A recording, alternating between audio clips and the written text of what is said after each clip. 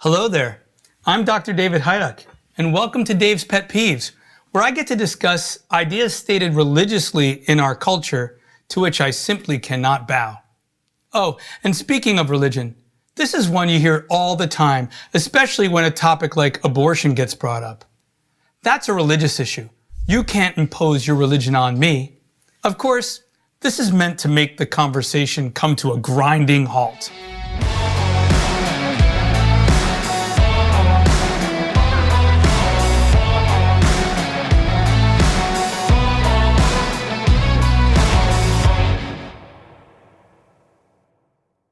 Now, we need to say something up front.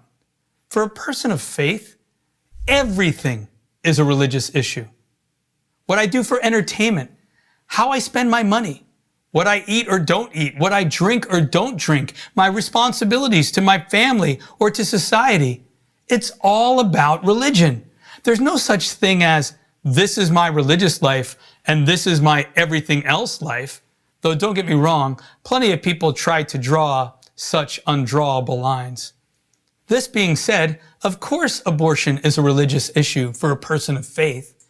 So is racial justice, or building an economy in which all can participate, or pursuing peace, or caring for creation. But are they merely religious issues? By no means. Notice, you will never hear someone try to end a conversation about racial justice by saying, "That's a religious issue. You can't impose your religion on me." Human rights issues are religious issues. And an issue like abortion is a human rights issue. Now, this doesn't mean that these issues have to be argued from a religious position, though they can be. I can mount a defense of the lives of the unborn and demonstrate the evil of abortion simply by using good reasoning and solid science. While God has indeed revealed moral truths to us, and I would argue that abortion being morally evil is among them, such truths also have a rational basis. We can certainly make a case for human rights issues without needing to quote chapter and verse.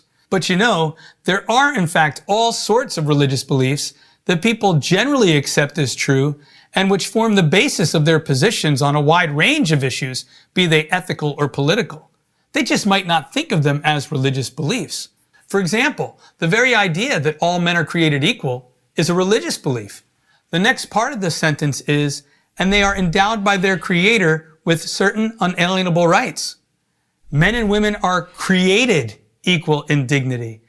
They have rights that are given to them by the Creator. Human beings do not give them. Governments do not give them. Human beings receive them and respect them, and governments exist to protect them. I mean, let's face it, every law imposes a morality on people. The important thing is having the right morality. What's important is where the laws come from and that they are true and just. Our founding documents make reference to the law of nature and nature's God as the basis of our civil laws and civic duty. Another religious belief. In fact, when Martin Luther King Jr. wrote his famous letter from a Birmingham jail laying out his justification for nonviolent civil disobedience of segregation laws, he wrote that such laws did not need to be obeyed because they were not true laws.